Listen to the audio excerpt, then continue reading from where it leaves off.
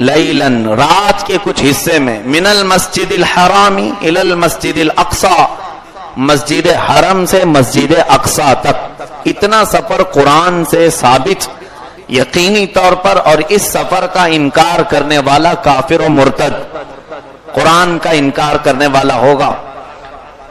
معراج کسے کہتے ہیں؟ سب سے پہلے اس کی ڈیفینیشن معلوم ہو۔ یہ عربی کا ورڈ ہے، عروج سے ہے۔ عروج کہتے ہیں بلندی کو، اوپر چڑھنے کو۔ تو یہ جیسے تعرج الملائکۃ، اللہ تعالیٰ قرآن میں فرماتا ہے ملائکہ اوپر بلند ہوتے ہیں رب تعالیٰ کی ذات کی طرف۔ اب یہ چیز میرے مصطفیٰ کریم صلی اللہ علیہ وسلم کو جو عطا کی گئی معراج، اس کی پوری تفصیل سننے سے پہلے آپ اپنے ذہن و دماغ میں ایک چیز لے آئیں۔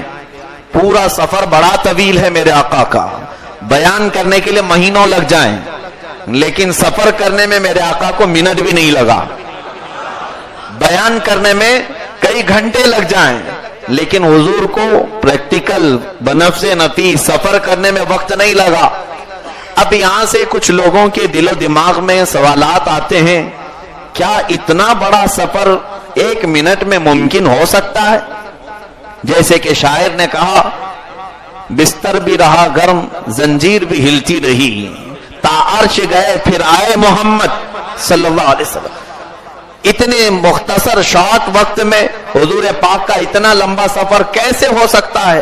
ان کے لیے سب سے پہلی بات میں یہ عرض کروں گا، معراج میرے آقا صلی اللہ علیہ وسلم کا معجزہ ہے۔ معجزہ کسے کہتے ہیں؟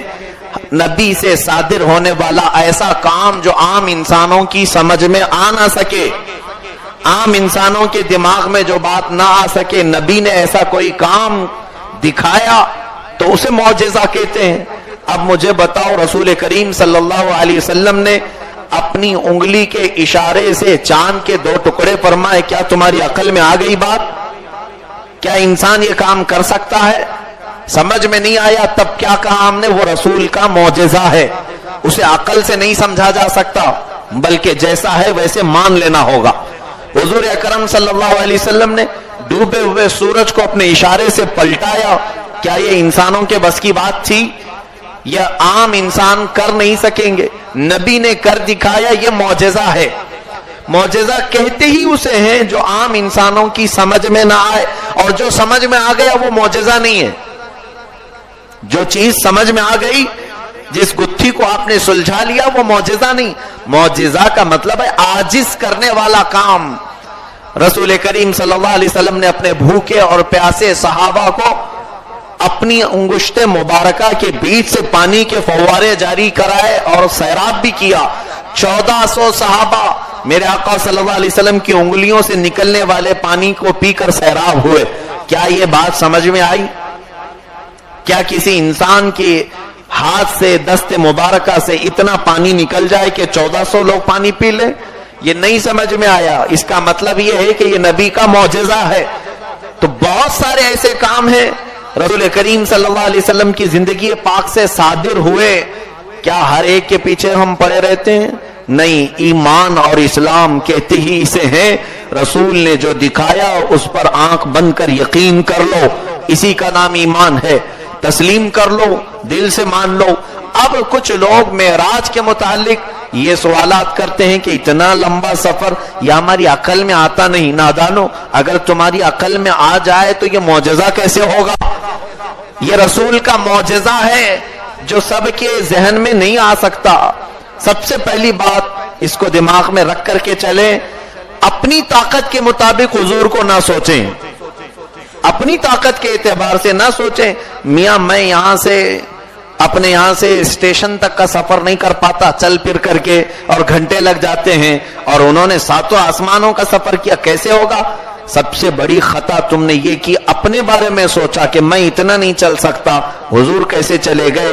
کیا تم حضور کو اپنے برابر کا سمجھتے ہو؟ پہلی بات تو یہ ہے، اپنی طاقت و قوت پر قیاس نہ کرو۔ میرے آقا صلی اللہ علیہ وسلم کو جو طاقت و قوت دی گئی وہ دنیا میں کسی کو نہیں عطا ہوگی، کسی کو نہیں دی گئی۔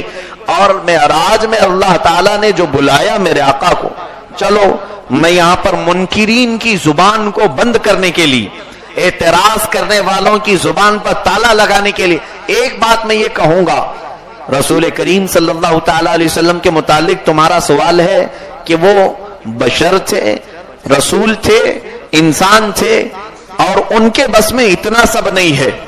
ٹھیک ہے، تمہارا یہ اپنے دل و دماغ سے پیدا ہوا اعتراض. سنو، کیا اللہ کی طاقت پر تو یقین ہے؟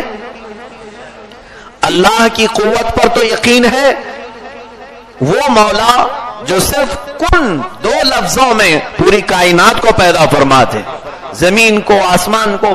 قرآن میں اللہ فرماتا ہے انما امرہ اذا اراد شیئا ان یقول له کن فیکون. اس کا معاملہ تو یہ ہے جب کسی چیز کا ارادہ فرما لے تو فرماتا ہے کن، ہو جا، تو چیز ہو جاتی. تو رب تعالیٰ کی طاقت و قوت پر تو کسی کو شک نہیں. اب آیت کی طرف آؤ جو میں نے تلاوت کی. اسی لیے میرے مولا نے آیت میں یوں بیان کیا، سبحان الذی اسری بعبدہ، پاک ہے وہ ذات جو اپنے بندے خاص کو سفر کرایا. رب تعالیٰ یہاں یوں نہیں فرماتا کہ میرا محبوب بہت بلند و بالا ہے جو رات کے وقت سفر کیا. توجہ چاہوں گا جملے کی طرف. حضور صلی اللہ علیہ وسلم کے متعلق رب تعالیٰ یوں نہیں فرماتا کہ میرا محبوب پاک ہے، بلند و بالا ہے، جس نے رات کے حصے میں سفر کیا، بلکہ یہ فرماتا پاک ہے وہ ذات جس نے اپنے بندے کو سفر کرایا. تو یہاں سے وہ اعتراض ہی ختم ہو گیا. جن کو میرے آقا کی قوت و طاقت پر سوال تھا، اب کیا رب کی قوت و طاقت پر بھی سوال کرو گے؟ میرا رب خود فرما رہا ہے اے نادانو سوال مت کرنا. یہاں پر سفر کرنے والا خود محبوب نہیں ہے بلکہ میرا رب انہیں سفر کرا رہا ہے. تمہیں پھر اب کس کی طاقت و قوت پر شک ہے؟ اللہ جسے جو چاہے مقام و مرتبے عطا فرمائے، جس طرح چاہے وہ عطا فرمائے. ذالک فضل اللہ یؤتیہ من یشاء، یہ اللہ کا فضل ہے، وہ جسے چاہے جیسے چاہے عطا فرمائے. عزیزان گرامی وقار، معراج کے متعلق بہت سارے لوگوں کے دل و دماغ میں عجیب قسم کے سوالات گردش کرتے رہتے ہیں. خاص طور پر آج بہت سارے لوگوں کے ہاں عید نہیں، لیکن اہل سنت و جماعت کے ہاں عید سے بھی بڑھ کر کے ہے، کیونکہ میرا آقا اپنے رب سے ملاقات جس رات کو کیا ہو وہ ہماری زندگی کے لیے کتنی بڑی رات ہے، کتنی بڑی رات ہے. اور لوگ تو ابھی دلیلوں کے چکر میں ہی ہیں، یہ ثابت ہے کہ نہیں ثابت ہے، یہاں تک کہ وہ قبرستان پہنچ گئے. اور الحمدللہ ہر سال ہمیں معراج ہوتی رہی، ہمیں معراج ملتی رہی، اور لوگ ثبوت اکٹھا کرنے کے چکر میں پوری زندگی بتا گئے اور انہیں کبھی معراج کی برکتیں مل نہ سکی. اسی لیے بہت سارے علاقے آج بے رونق نظر آ رہے ہوں گے اور ساری رونقیں یہاں اہل مدینہ کی طرف نظر آ رہی ہیں. کیوں؟ رسول کریم صلی اللہ تعالی علیہ وسلم سے محبت اور ان کے غلاموں کے لیے اللہ تعالیٰ کا یہ تحفہ ہے کہ اللہ تعالیٰ بھی یہ پسند فرماتا ہے میرے محبوب کا ذکر بھی محبت والوں سے کرایا جائے، جن کے دلوں میں بغض و عداوت ہو وہ رسول کی کوئی بات ہی نہیں کریں. عزیزان گرامی وقار، سب سے پہلی چیز ایک سوال میں کرتا ہوں معراج کے ثبوت کے لیے. بعض لوگ یہ کہتے ہیں نہیں حضور کو جو معراج ہوئی آسمانوں پر حضور گئے. میں ابھی صرف دلیلوں میں ہوں، واقعے کی طرف آیا نہیں. بہت ساری حدیثیں ہیں جس میں میرے آقا صلی اللہ علیہ وسلم کے سفر معراج کی پوری تفصیل موجود ہے، تفصیل ہے. لیکن میں ابھی صرف آپ کے ذہن کو تیار کرنا ہوں کہ پہلے اس بات کا یقین کر لو کہ اللہ کے حبیب صلی اللہ علیہ وسلم کو معراج ہوئی، وہ بھی جسم کے ساتھ. بعض لوگ اب یہاں یہ کہتے ہیں کہ نہیں حضور سوتے میں گئے ہوں گے، خواب میں گئے ہوں گے. حضور اکرم صلی اللہ علیہ وسلم آرام فرما رہے تھے اور نیند میں آپ کو معراج ہوئی. ان کو یہ معلوم نہیں حضور اکرم صلی اللہ علیہ وسلم کو جو معراج ہوئی وہ ایک بار نہیں 34 مرتبہ ہوئی.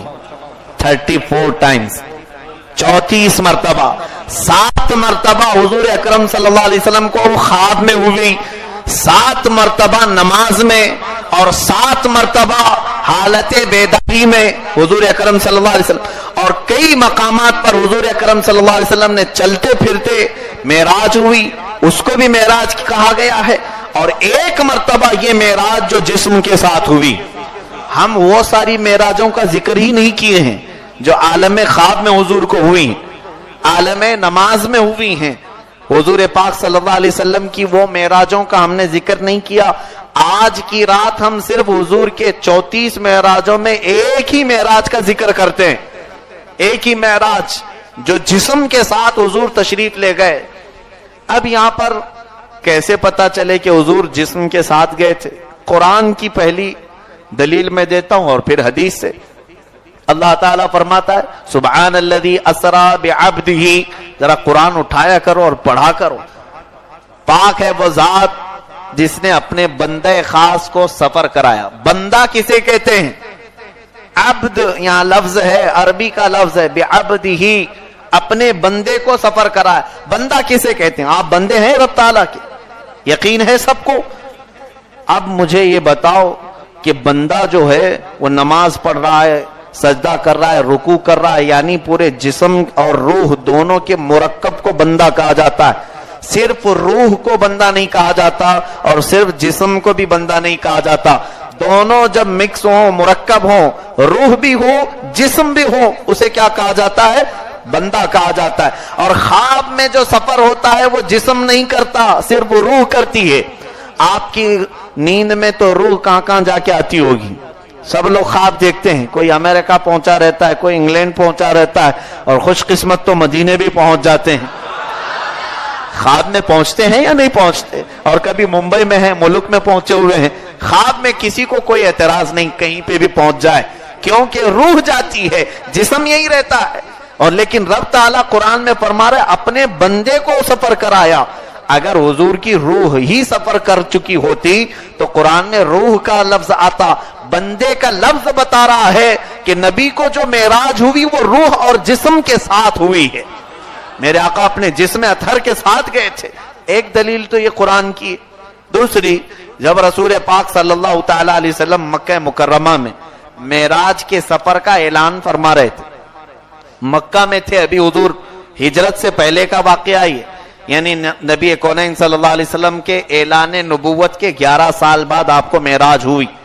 اب وہاں پر کچھ کفار و مشرکین انکار کر بیٹھے، ہم نہیں مانتے اس چیز کو، ہم نہیں تسلیم کرتے. تم رات کے وقت میں یہاں سے بیت المقدس گئے، پھر آسمانوں پر گئے، پھر اپنے خدا سے ملے، ایسا کیسے ہو سکتا؟ ہم نہیں مانتے. ان کا انکار کرنا بھی یہ ہمارے لیے دلیل ہے. کفار و مشرکین نے جو انکار کیا حضور کے معراج کے سفر کا، یہ بھی ہمارے لیے دلیل ہے. کیوں؟ میں آپ کو بتاتا ہوں. میں اتنے بڑے مجمع میں، اتنا بڑا مجمع ہے، میں اگر کہوں کل رات خواب میں میں مکہ مکرمہ گیا، پھر وہاں سے مدینہ طیبہ گیا، اور پھر واپس آیا اور فجر کی نماز میں پھر یہاں پہنچ گیا خواب میں، تو آپ لوگ مانیں گے یا نہیں مانیں گے؟ نہیں ماننا ہے تو انکار بھی نہیں کریں گے، گیا ہوگا خواب میں. اگر کوئی یہ کہتا ہے میں کل رات امریکہ دیکھا، انگلینڈ دیکھا، یورپ دیکھا، پھر افریقہ دیکھا، پھر واپس آیا، کوئی بات نہیں. ہو سکتا ہے خواب میں انسان کہیں پر بھی پہنچ جائے، آپ انکار کریں گے. لیکن اگر میں یہ کہوں کہ نہیں میں چل کر کے گیا تھا، ہاں میں جسم کے ساتھ گیا تھا بیداری کے عالم میں، اور مکہ میں بھی نماز پڑھا، پھر مدینے میں بھی، اور پھر تب کہیں گے بہت بڑا بکواس پھینکو آدمی ہے، یہ بہت لمبی چھوڑ رہا ہے، یہ جھوٹا ہے. یہ تمام چیزیں آپ کے زبان سے بے اختیار نکلیں گی. کیوں نہیں تسلیم کرتے؟ جسم کے ساتھ جانے کی بات آپ نہیں مانیں گے، خواب کی بات مان سکتے ہیں، کیونکہ خواب میں کون کہاں پہنچے معلوم نہیں. مکہ کے کافروں کا انکار کرنا اس بات کی دلیل ہے کہ حضور پاک صلی اللہ علیہ وسلم نے ان کے سامنے خواب کی بات نہیں بیان کی. اگر وہ اپنا خواب بیان کر رہے ہوتے تو سارے لوگ تسلیم کر لیتے.